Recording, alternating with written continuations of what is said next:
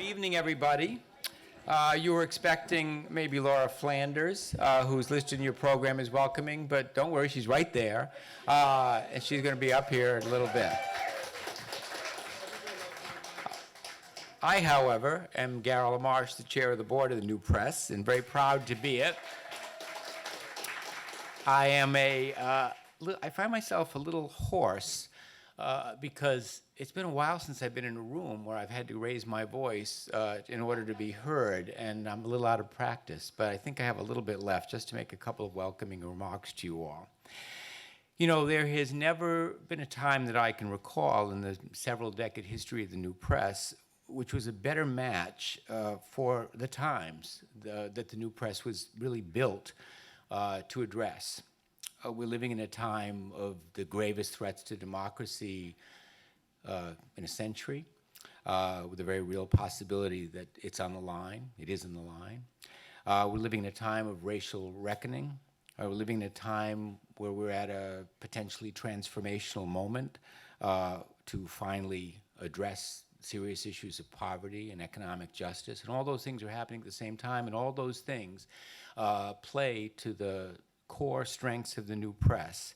And our honorees tonight, who you'll hear from in a little while when they receive their awards and when they're in conversation with Laura, embody in themselves the values and approach of the New Press. They deal with complex social issues in a way that compels attention, and they appeal to intellect and emotions, and they understand the power of stories. Central to our existence, the existence of the New Press, is the power of the written word to drive narrative and social change. We believe very deeply in that. With all the other media available to us, books remain the kind of core delivery system for ideas. We were able to do that with the new Jim Crow 10 years ago with Michelle Alexander's book that really changed the conversation around mass incarceration in this country. We were proud to be able to do it by publishing the Reader on Critical Race Theory that brought those ideas more into the mainstream of public debate and awareness, and you'll be hearing more about that a little bit later. And if you look at the debates we're living through right now, you'll find New Press authors of the past and of the future central to them. Pramila Jayapal, our friend, is the face of the kind of progressive movement in Congress at a moment of great opportunity for this country. She's a New Press author. Ai-jen Poo, we published her book, and the care economy issues are really front and center, or should be, in the current debates over expansion of the social safety net in this country. Saru Jarayanan, whose new book, One Fair Wage, is coming out, the New Press is bringing out in the next round of books, is really driving a lot of the change in this country around wages and work.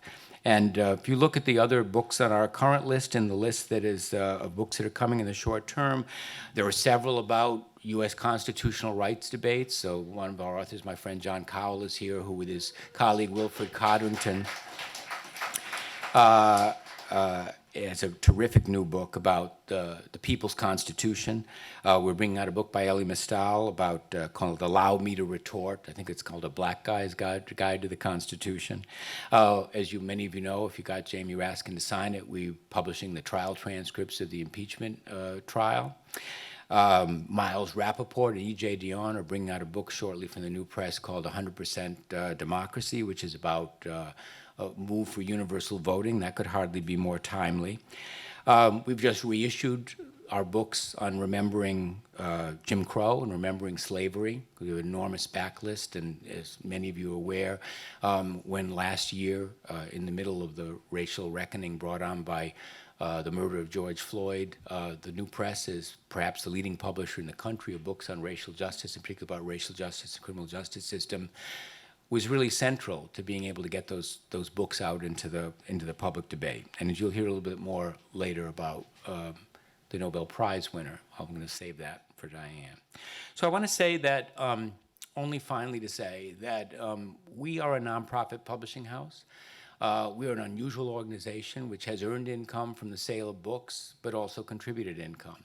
And we need that contributed income so that we can continue to publish the books of the voices of people who are insufficiently heard in this society and the ideas that need to get more into the public debate in this society, and that depends on people like you, and it depends on the generosity that all of you have shown by being here tonight in supporting the New Press through this, our first Social Justice Gala in a couple of years.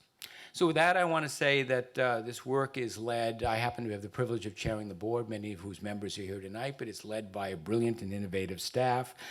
And the person who leads that staff and has for many years and who is going to speak to you now is a combination of talent scout, people connector, idea generator, life coach, cat herder, money tree shaker, Diane Wachtel.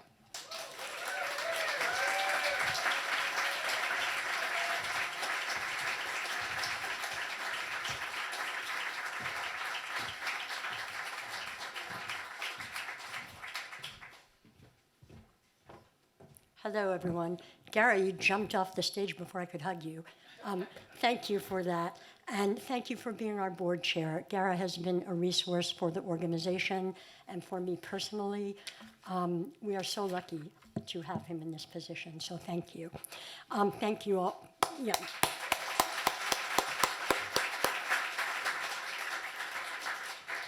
Thank you all so much for coming out tonight. This is my first gala in 2 years. I'm guessing it's the first for a lot of you too. First time in heels. If I fall, you'll know why. And it is just amazing to be sitting here in this room with two of my personal idols, Kim Crenshaw and Jamie Raskin.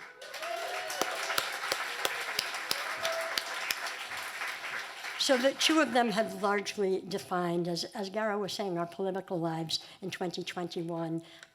Apart from the pandemic, there's really nothing looming larger in our collective psyche than the assault on democracy and the cultural assault on our attempts to reckon with this country's racial past.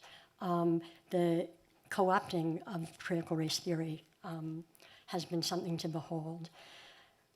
We will get to that later on tonight. I wanted to just tell you a little bit about the last year or two at the New Press, which have been extraordinary. We have never seen anything like this. So as Gara said, well, 2020 was a roller coaster ride for us. It was completely head spinning. We almost went out of business in the first months of COVID. Independent bookstores closed. Amazon stopped shipping books. And we had the 3 worst sales months in New Press history. We were hanging on by a thread. We are still here, honestly, thanks to the generosity of many of you and many other people who saw us through the bad times. That said, as Gara also said, the world changed for us completely in the wake of the murders of George Floyd, Breonna Taylor, and others, and the racial justice protests. And back to back with our 3 worst months of sales, we had our 3 best months of sales. It was wild. My head is still spinning. We don't know which way is up. But our entire backlist of titles on structural racism, economic inequality, police brutality, and all the, that constellation of topics was suddenly what the country turned to explain what was going on. So that was a very wild ride. 2021 has been fun in a different way. 2021 looks like the year of prizes for the New Press. I hope all of you saw 3 weeks ago that a little-known Zanzibarian author named Abdul Razak Gurnah won the Nobel Prize in Literature.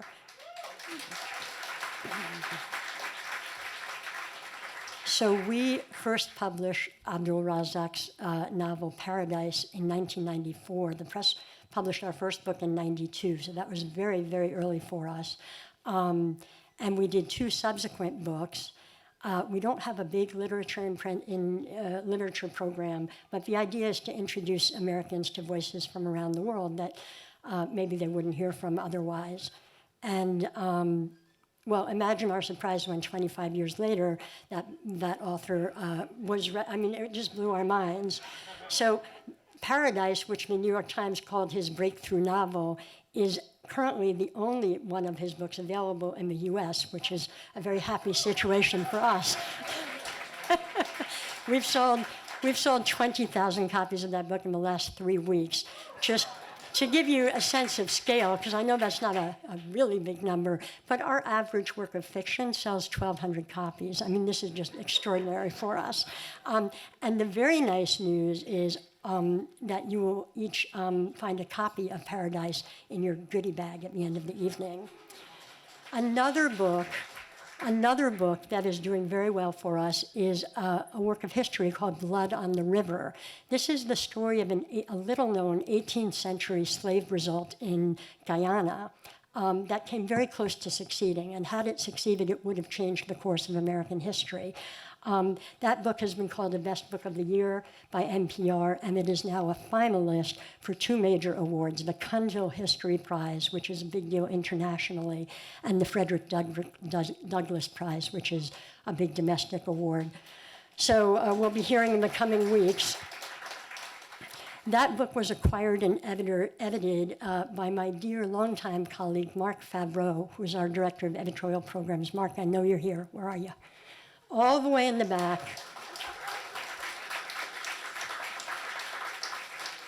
Mark is here with his wife, Patty, and his son, Emmett, who I believe gave you your name tag when you came in. And another nice thing that has happened for us and for another New Press colleague, Zakiya Henderson-Brown, who I see sitting over there, was just named a finalist for something called the Publishers Weekly Star Watch for a young editor whose star is rising. So fingers crossed. It is remarkable that we were able to be here in person tonight. It is just thrilling for me.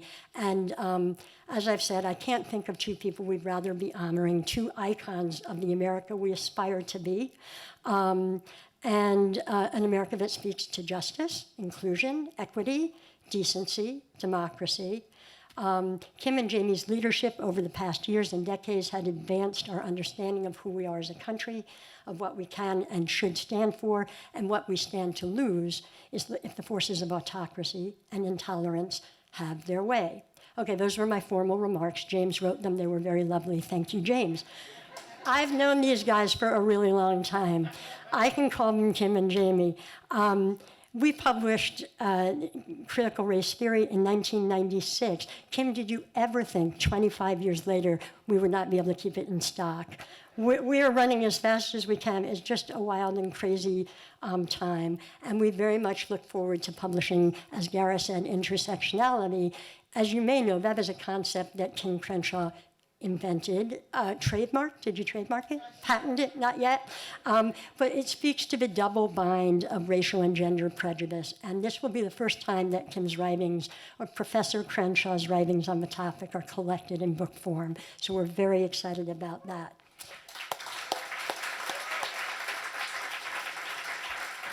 Okay, so Jamie, I remember rabble-rousing on the steps of Widener Library. We were classmates, class of '83 Harvard, and he's been rabble-rousing ever since. I have been chasing him for a book since college. Jamie, it was good that you did the impeachment, because finally I got a book out of you. Jamie has a big memoir coming from HarperCollins. We will publish our book, and that book will be published in January, so feel free to buy them together. It is called Unthinkable. Is that right? Yeah. And as I hope you saw, we have early galleys of the prosecution of an insurrection, which is a verbatim transcript of the second impeachment of Donald Trump. And Jamie will be happy to sign that for you if he hasn't done that already. So briefly about the New Press. I think most of you know who we are. We are part commercial press, part social change, not-for-profit. I like to say that we're playing the publishing game in 3D. You know, all the gashrai of a publishing house, and then this other axis of being a 501c3 not-for-profit. And in order to walk that very unusual line to use books to leverage social change and so forth, we do rely on contributions, both from philanthropic foundations and from generous donors like all of you. And thank you again for making tonight possible. I think most of you have met, this is kind of funny, actually. The New Press has, for the first time, a major gifts officer, Aranga Fernando, all the way in the back next to Mark. You all have probably interacted with him. I can tell you that I had never met him before tonight, and he walked in the door, and I greeted him and thanked him for coming. I thought he was a guest. I had no idea. Anyway, please stay in touch with Naranga. Let him know which books you'd like to see with our compliments. Check out the many, many free events we have all across the country over the course of the year, many of them online. Introduce your reading friends to him. You are all part of the New Press family now, and we want to hear from you and help you connect with the kinds of books and authors that bring you here tonight. We have an exciting conversation ahead, and I'm going to hand the baton to our board member, Robert Rabin, to present Kim and Jamie with their Social Justice Awards.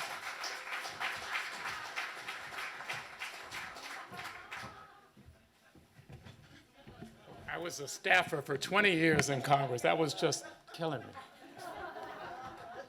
Good evening. My name is Robert Rabin. I work at a firm called the Rabin Group, and we do the public policy and communications on the tough issues that the New Press publishes, and that's the symbiosis, and I think that's why I'm the newest board member, and I'm just so honored for that.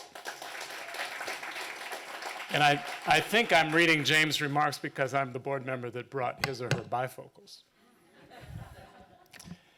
Thank you all for joining as we celebrate the New Press and honor the contributions of two extraordinary individuals who are an inspiration to all of us and exemplifies so well all that the New Press has championed.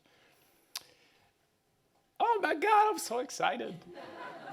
Professor Crenshaw, Congressman Raskin, I will call you that. I have such enormous respect for the work and the leadership that you do, and among the many things that you have in common, you make the difference in the lives of millions and millions and millions of people, not just in this country, but around the world.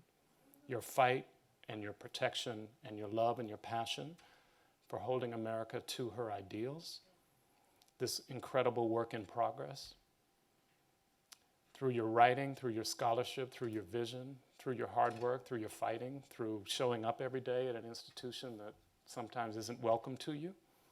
God bless you for what you're doing, and thank you for the changes that you're making.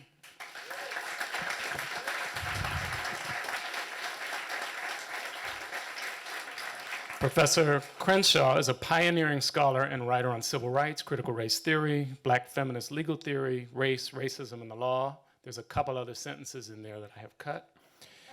Her first book with the New Press was an anthology on critical race theory, presciently published back in 1995, that's somehow and sadly just as relevant today.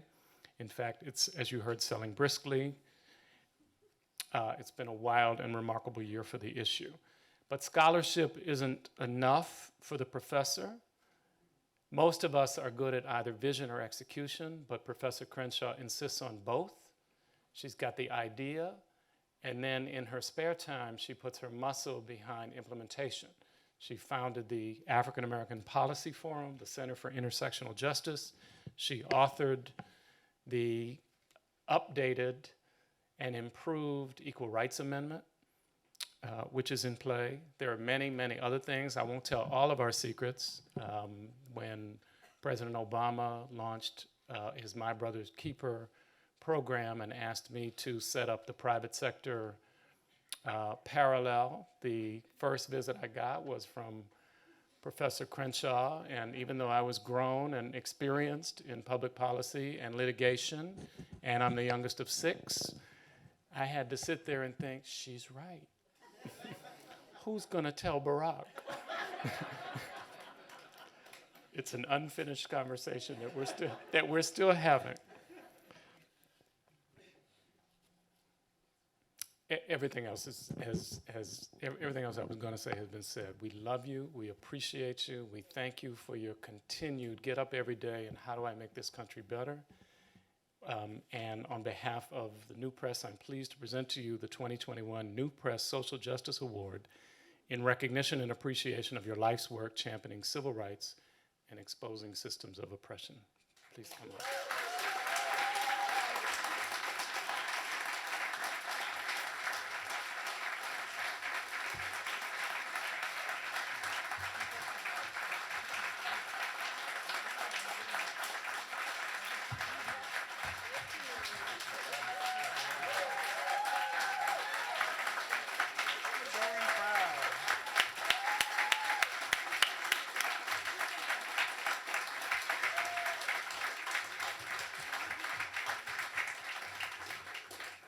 Thank you, thank you. Yes.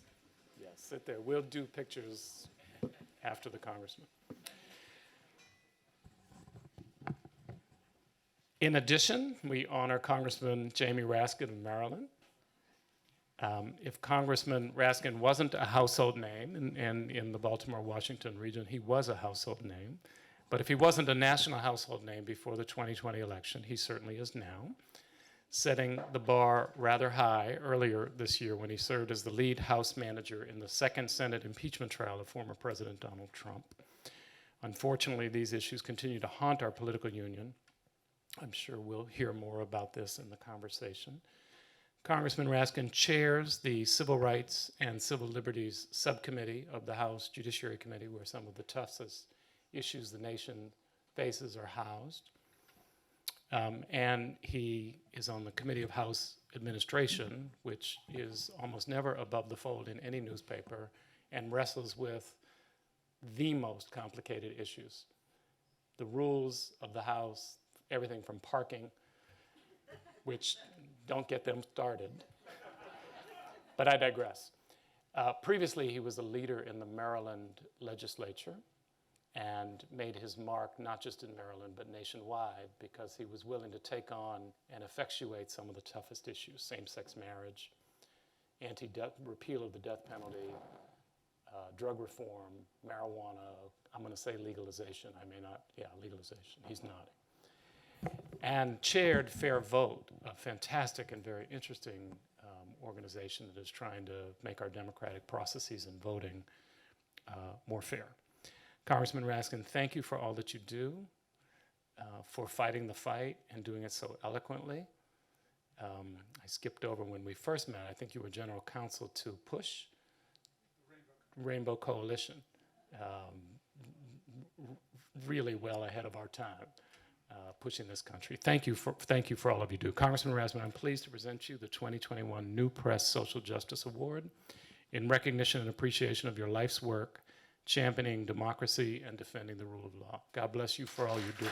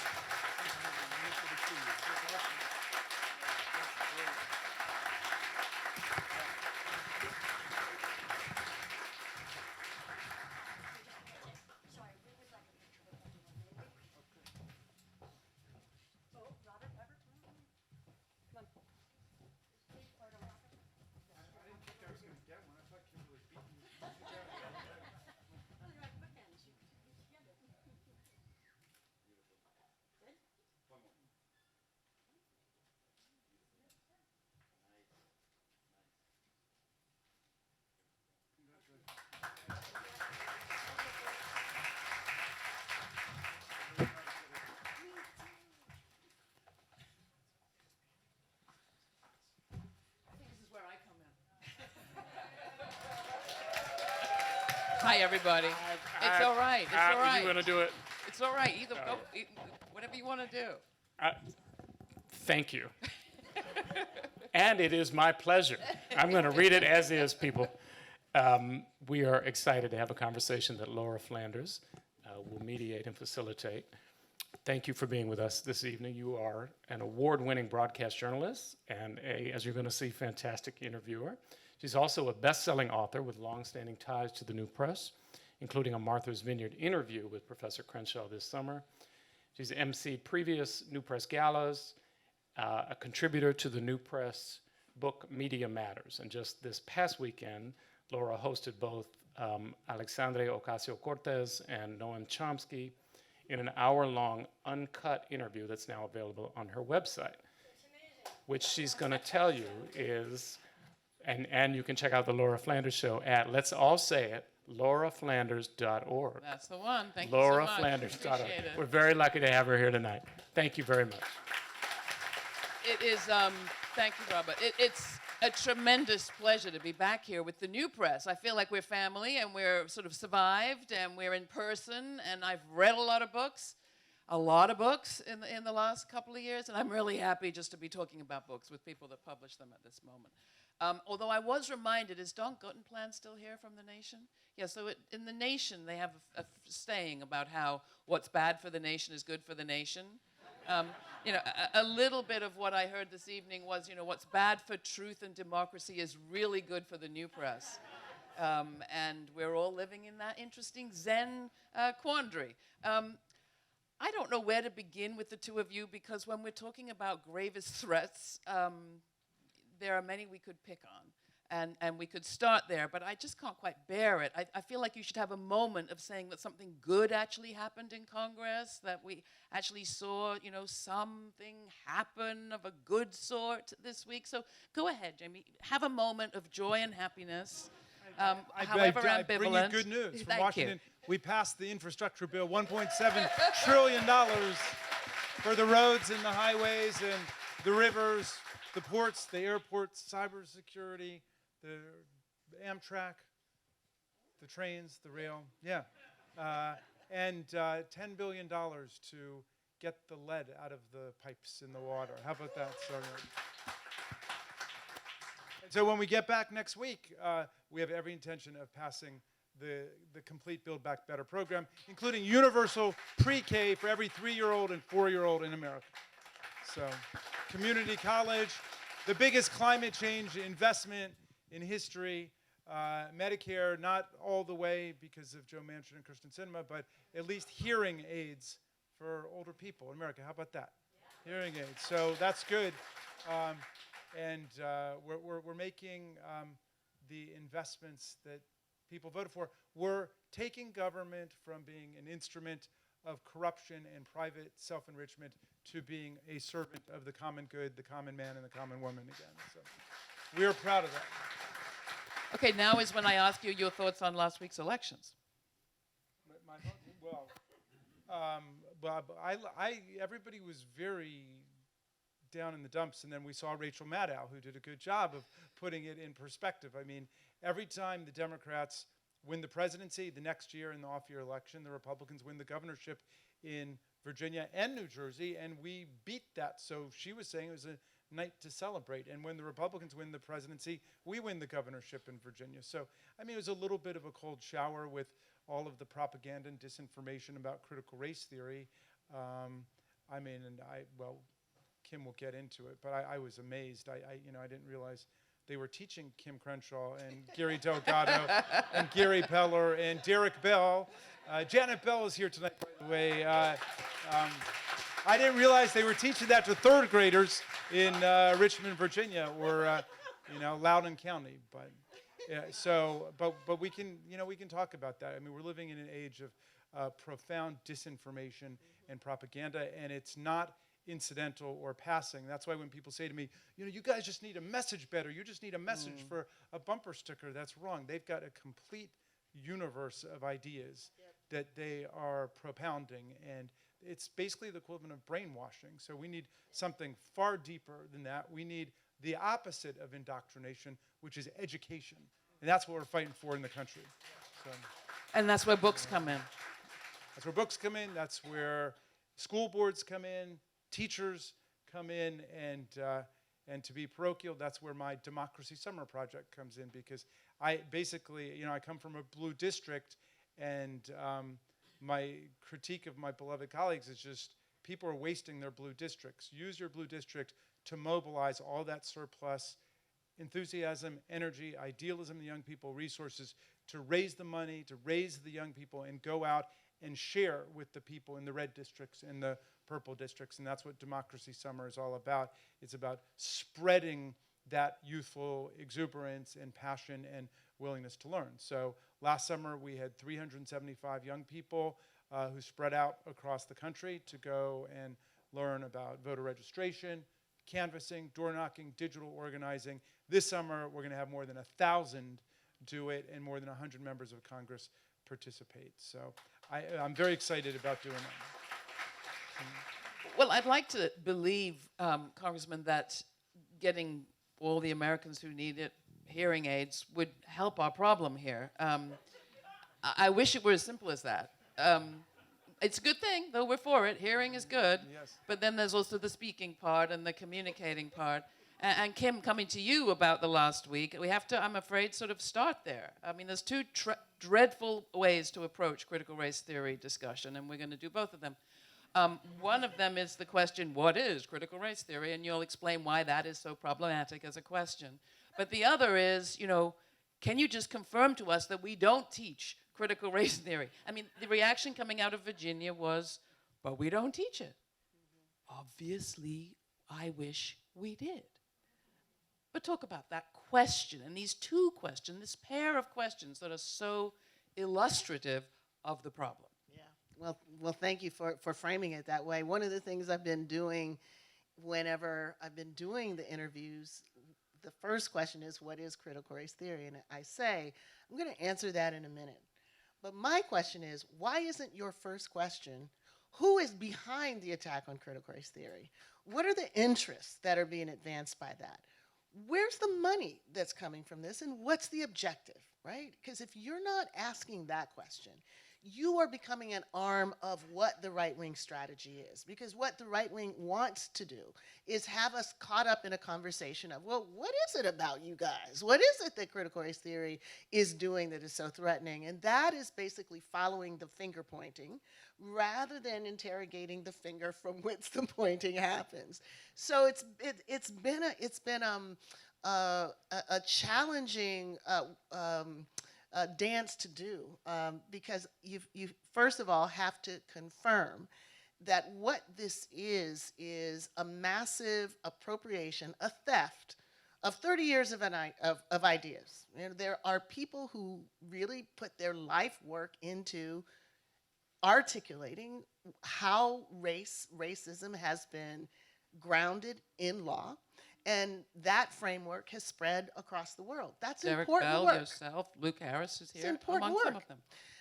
The idea that a filmmaker, a not particularly distinguished guy, could just decide one day that he has found the framework, he has found the special sauce to allow the sentiments that have been generated from the reckoning of last year, which couldn't be articulated in terms of, we support police brutality, couldn't be articulated in terms of we support racism, but that sentiment was there, and it was looking for a framework to attach itself to. And critical race theory became that thing. You're talking about Christopher Rufo. Yes. I try not to say his name myself. So the idea that all of the work was just there to be appropriated, to become the Willie Hortonization of ideological debate, the fact that it could just be taken and done in full sight of everyone, and for the most part, the media didn't really seem to be that concerned about it. I have to say that this time last year, I was pulling out my hair trying to talk to allies, trying to talk to foundations, trying to talk to kind of anybody who was willing to listen, to say, this is going to be a brush fire that if we don't get involved in now, it is going to not only shape the midterms, it's actually a bold effort to shape not only what goes on in K through 12, but what they really want to get to is higher education.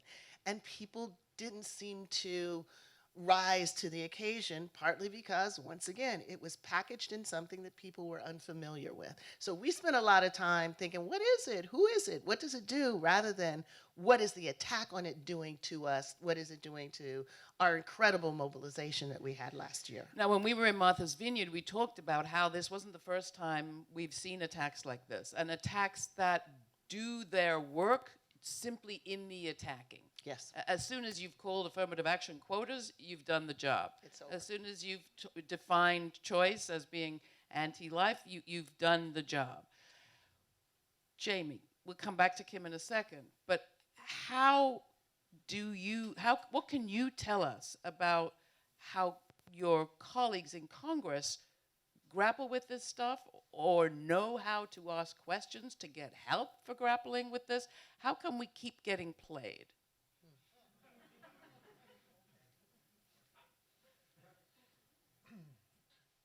Well, I'll go back to something Kim said. it is a mistake to think that that the right wing, by which I mean the Republican Party, by which I mean the extreme right wing, because it's all the same today, it's a mistake to think that they don't operate on ideas, because they do.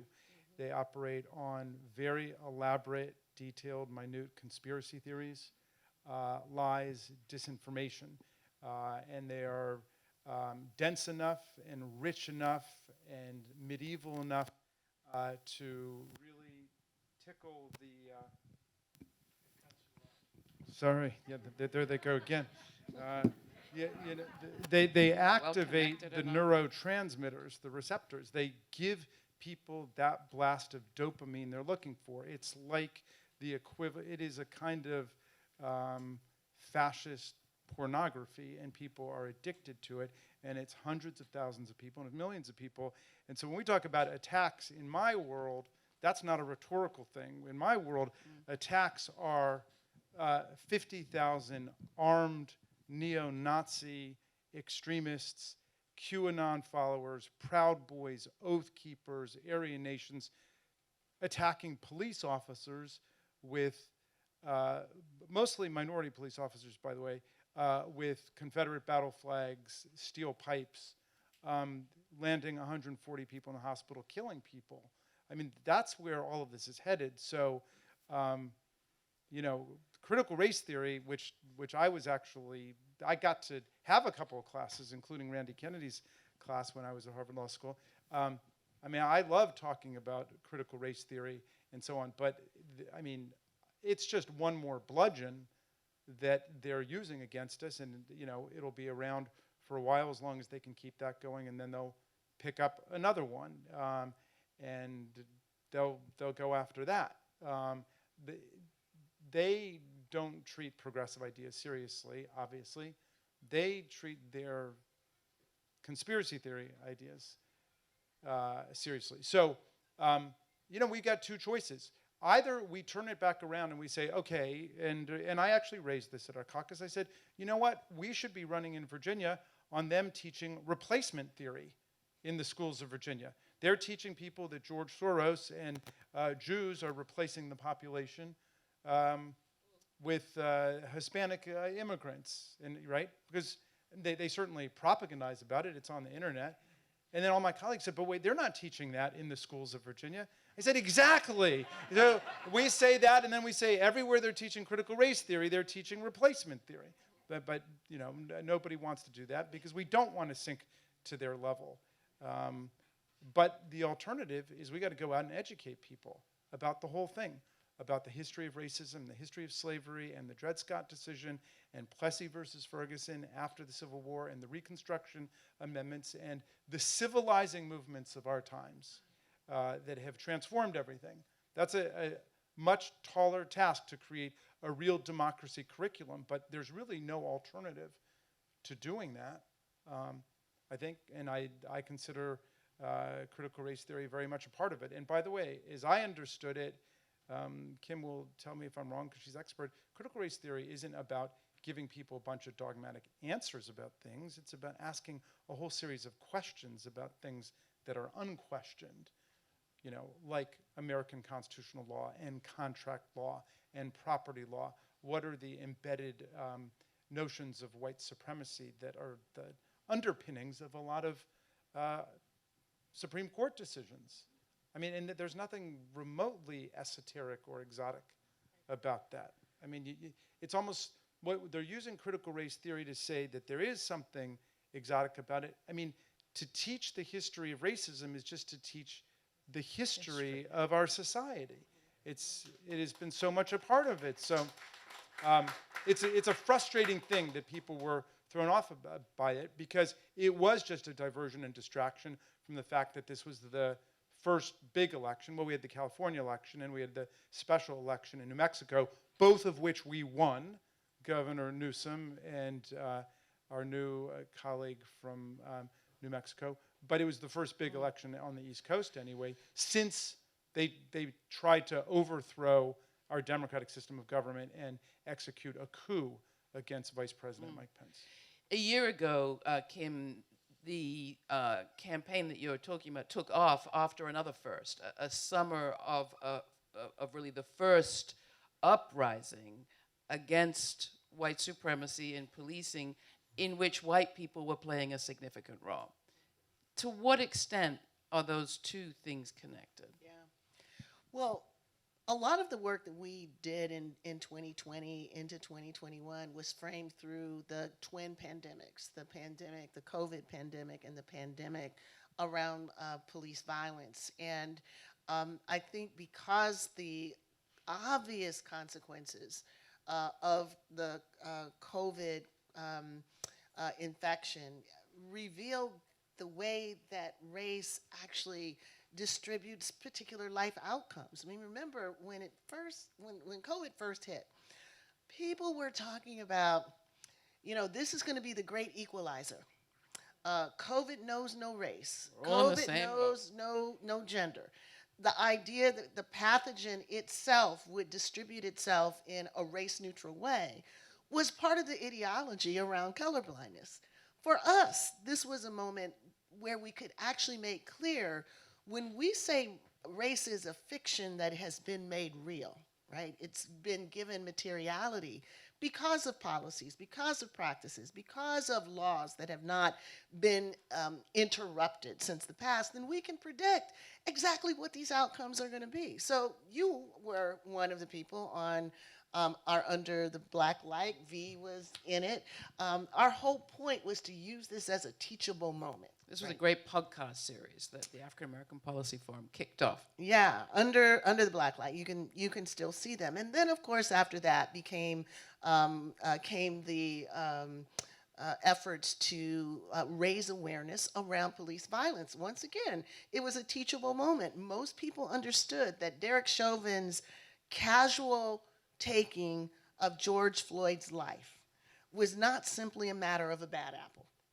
People understood at that moment that there needed to be a deeper analysis, a historical analysis, an institutional analysis, a political analysis, to understand how policing has historically been racialized and continues to be. So people were out in the streets and they were demanding conversations, and many institutions were responding like, we hear you, we want to have these conversations.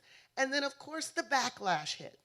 And I think that the thing that is really stressful, because people don't seem to fully understand it, many times the backlash can last longer than the reckoning. That's what the end of Reconstruction was all about.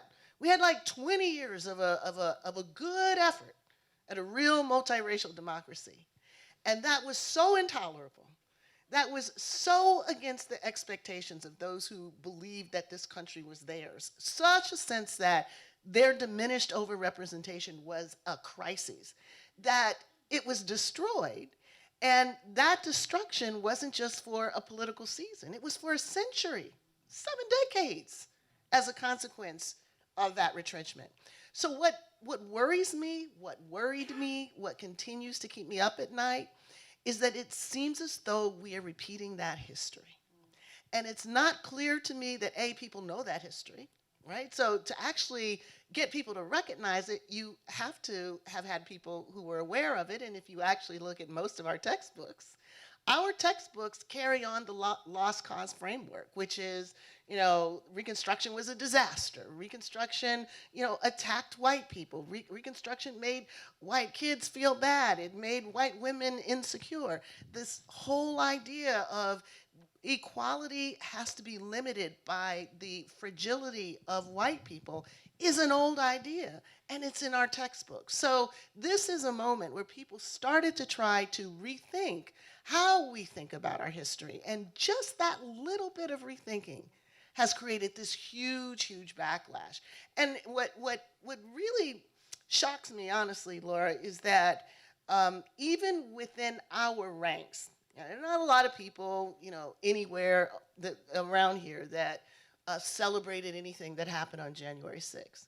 But there are people who think the greatest challenge right now to free ideas is wokeness. There are a lot of people who really believe, that the cancel culture is really what worries us, without recognizing that in more than 12 states, cancel culture is legislated. That's as close to fascism as I can imagine. But people are not talking about that. And I want to understand what it is that people are not seeing, what it is that's not keeping other people up at night about what's happening. Maureen Dowd, are you listening? Just checking.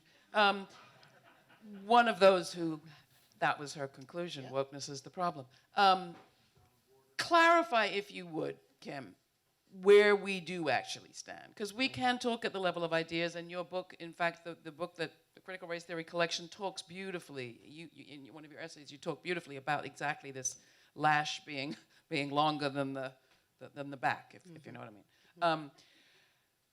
Where do we actually stand with respect to people right now? Teachers, students, school budgets, concrete stuff. We just came, my colleague here, Jeremiah Cothran's communications director for the Laura Flanders show, and we just came back from doing an episode in North Carolina where we were doing a story about paramilitary violence and the relationship with January 6th and these military training camps that are happening all over the country in the name of kind of our privatized military.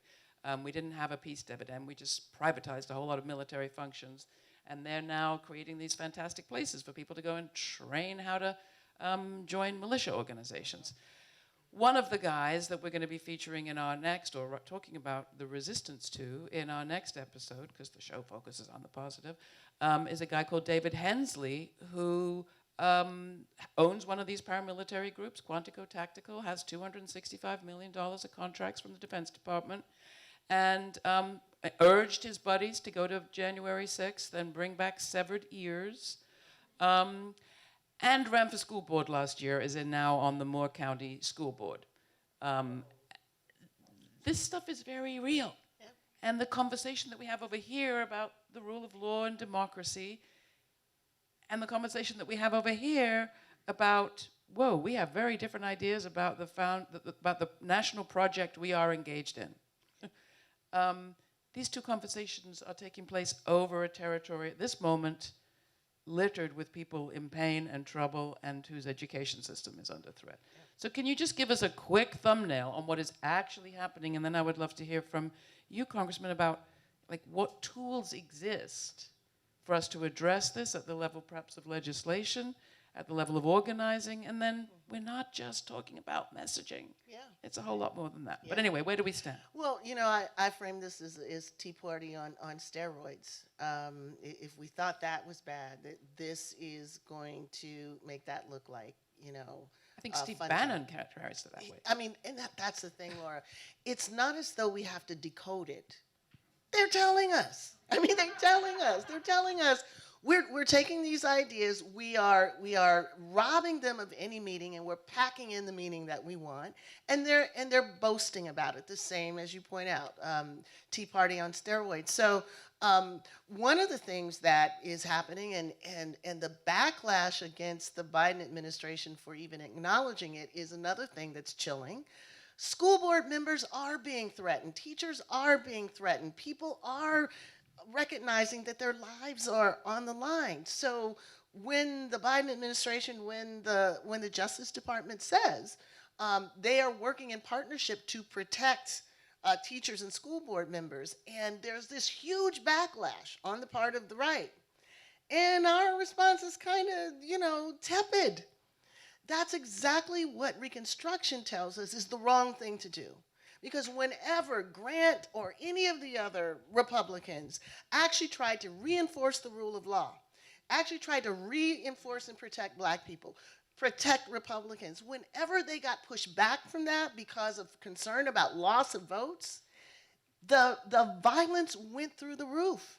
So when I look at this and I see actually, you know, teachers worrying about whether they can go to their jobs and still teach the things that they teach, not just being fired, but losing their lives. And I'm not seeing people up in arms about it. That makes me scared, very scared. Now, a lot of things that other people are seeing and talking about, I think is important, like Toni Morrison, we are really going to exclude Toni Morrison from the curriculum. I mean, so that's just the tip of the iceberg. In Texas, they compiled a list of 800 books that they are reviewing for material that makes some people feel discomfort. Now, you know, people can debate white fragility, but if that's not a textbook example of white fragility, I don't know what is. Your telling your history is so emotionally traumatic to me that it has no place in the classroom. So this is happening in Texas. It's happening in other states. And let's just remember, because of the market share of Texas, their decision about what gets included in a textbook is likely to impact textbooks across the country. So we can't just write that off as, oh, crazy Texas. This is going to be a huge pressure on other publishers to fall in line. So I'll just say this last thing, because we talked about this earlier. This is an attack on the most important public institution we have, education. Right? They're using the Trojan horse of race to do it. But at the end of the day, this is about the destruction of public education. It's about the idea that an institution like education, one that is a government-run institution, is conveying the message of equality. They are going after the fundamental principle of equality. They're trying to privatize it. You can't teach my kid this stuff in the school because I object to it. If we lose this battle, if we lose whether you can actually say that equality is a value, a public good in American society, just think about it. What other argument can be made for anything we care about? And that's what's in the Constitution. So, you know, they say that we're un-American. I would say we are more American than they are because we take the Constitution and equality seriously. They see it as an inconvenience. So, Jamie, what are we going to do about it? So here's some more good news. And I want everybody to listen carefully here. We are the majority, yes, the mass majority in the country. Hillary beat him by more than 3.5 million votes, even in the popular vote. Biden beat him by 7.5 million votes.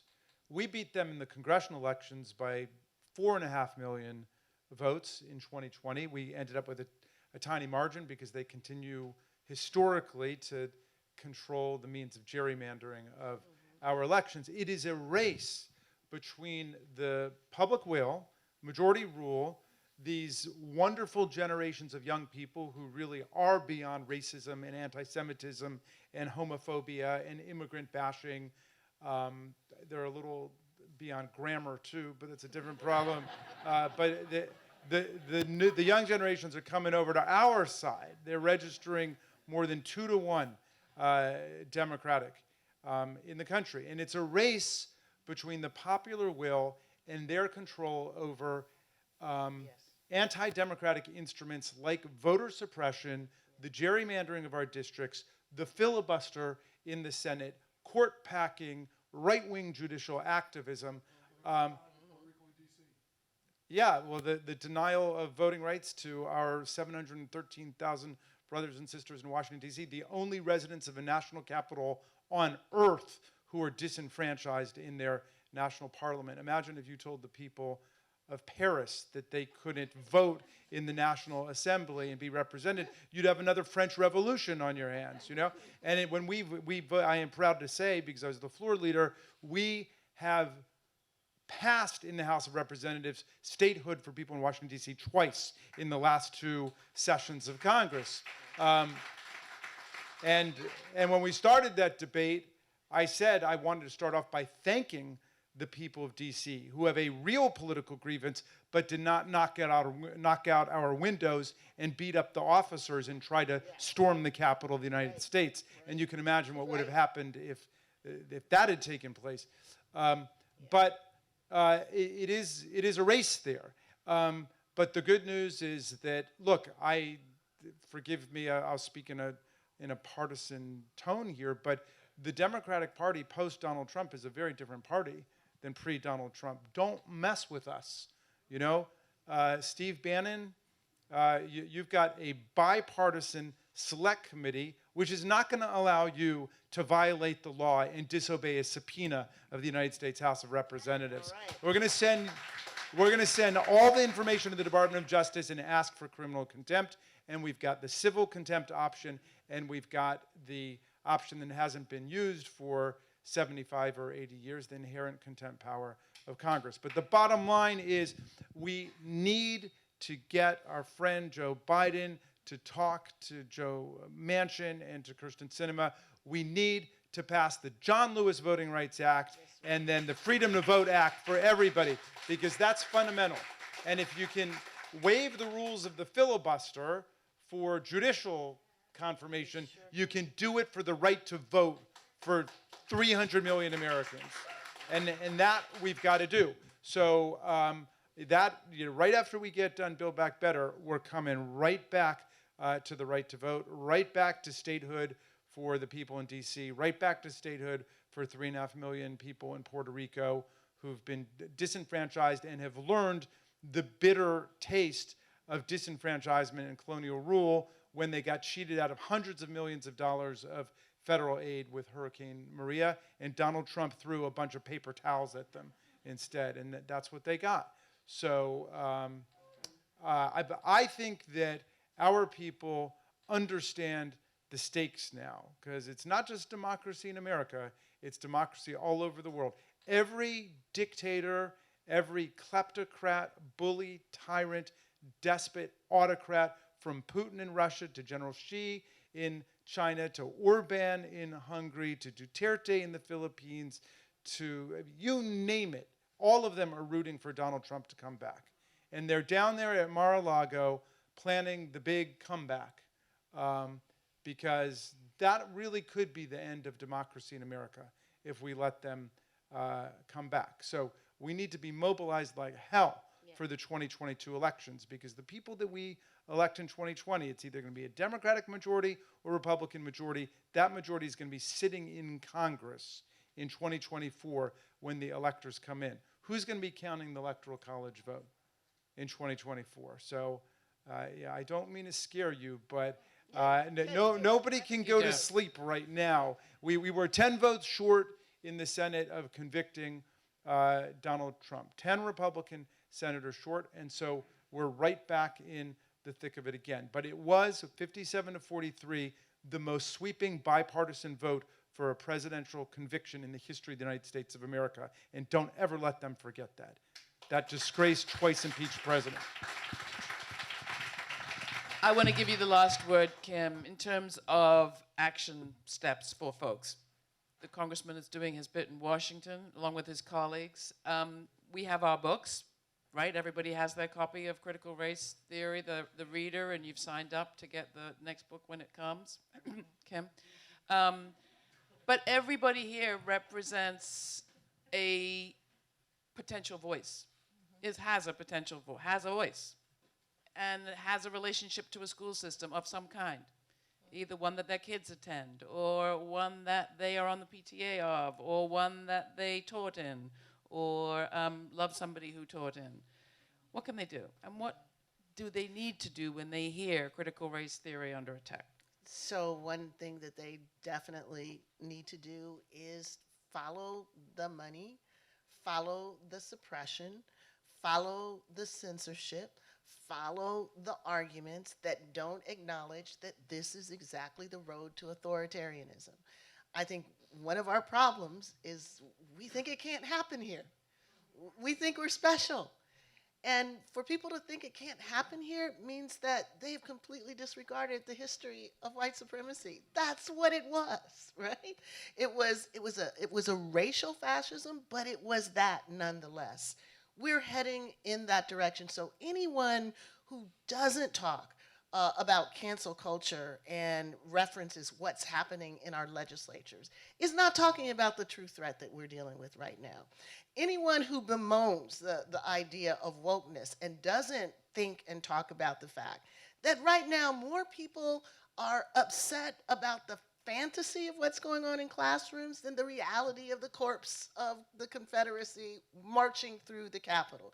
If you're more upset about a fiction than a reality, then we've got a problem. And so we know that there are plenty of people that are not really activated, and the question is, how do we get them activated? I think two things. One, We actually need to support those who are trying to push back against all of these myths and these lies. The African American Policy Forum has Truth Be Told. The Legal Defense Fund also supports the efforts to actually activate teachers and parents across the country to get involved in the debates going on in their school boards. And you know what? You don't have to have a kid in schools because a lot of these people don't have kids in schools. They see this as a way of taking over a particular organ of the state and shaping it to their preferences. If they're excited and motivated by the lie, we cannot afford not to be excited and motivated by the vision of equality and the democracy that we think we deserve. So one of the things I've been saying all along, there's no daylight between our multiracial democracy and racial justice. You cannot support democracy and let this attack on anti-racism go down. And you can't support anti-racism and not be deeply concerned about our democracy. They are one and the same. Kimberlé Crenshaw, Jamie Raskin, thank you so much.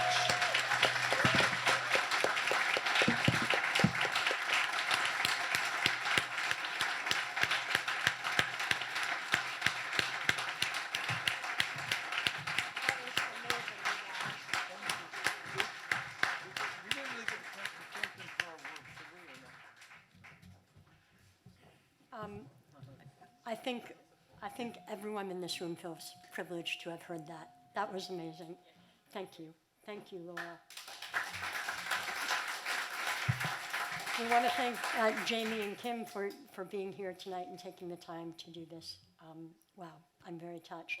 Laura Flanders, thank you. Very heartfelt thank you to Laura, our fearless, fantastic facilitator. Don't forget to check out lauraflanders.org. I want to thank a number of people in this room and beyond. Sarah Burns and Amy Glickman are our gala co-chairs who made tonight possible. We have a number of New Press board members here with us in the room as well as on the live stream. Could I just ask the board members in the room to stand up for 1 minute and be recognized, please?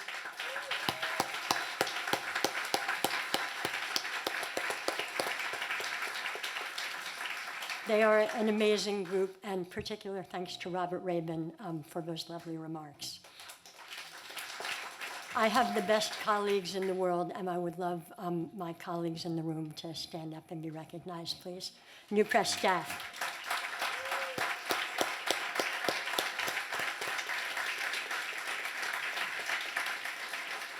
And of course, many, many thanks to our funders, including our fearless funder, Agnes Gund, who was not able to join us this evening, sadly, but is represented a little bit by Helena Huang, our former New Press board member, who runs Aggie's Art for Justice Fund. Helena, are you still here?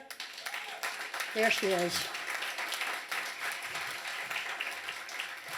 I'd like to thank our social justice champions, Patricia Baumann, Abigail Disney, Amy Glickman, Debbie and Jonathan Klein, Gary Lippman, Frederica Pereira, Fritz Schwartz, and the Svetlana and Herbert Wachtel Foundation. Our chair circle donors, board member Bruce Gottlieb and Katie Fallow, Priscilla Kauf, board member Robert Rabin, and the V-Day crew who are here today, V herself, Susan, Toni, and the whole gang. Where are you? There they are. Thank you for coming, and thank you for your support. Special thanks to Ingram Two Rivers, our distributor, and Maple Press, our printer. Representatives of those organizations are here. Can you give a wave? Those guys have seen us through a year of surprise reprints and supply chain headaches. Oh, by the way, the new Jim Crow is on that list of 800 books that they're checking out in Texas. I think probably some other New Press books, too. Thank you to everyone on our 2021 host committee and front list ticket holders. We could not have done this without your commitment and support. Special thanks to our photographer tonight, Brennan Kavanaugh, our video team, Tim Persinko, everyone at Owl Ear Media, our AV team, Alan Gingold of Blue Line Productions, and Allison Pike and the entire Water Club staff for making this such a seamless and memorable evening. Harper's Magazine and The Nation, you saw Don Guttenplan here before. Thank you for giving us copies of your current issues, which are in everybody's goodie bags. Many thanks to my longtime friend Robin Bellamy and her colleague Erin Powers for their hard work in planning and producing tonight's event. Okay, I do have the best colleagues in the world. So my colleagues James Phelan and Aranga Fernando and Danica Tablante, who put tonight together, met each other in person for the first time yesterday. This has been a wild ride. You guys are the best. This is a beautiful event, and thank you from the bottom of my heart. And lastly, thanks to everyone watching at home tonight. I hope the live stream experience has made you feel a bit closer to all of us tonight as we attempted to pull off a complex hybrid event. And here's to seeing everyone in person next year. Thank you.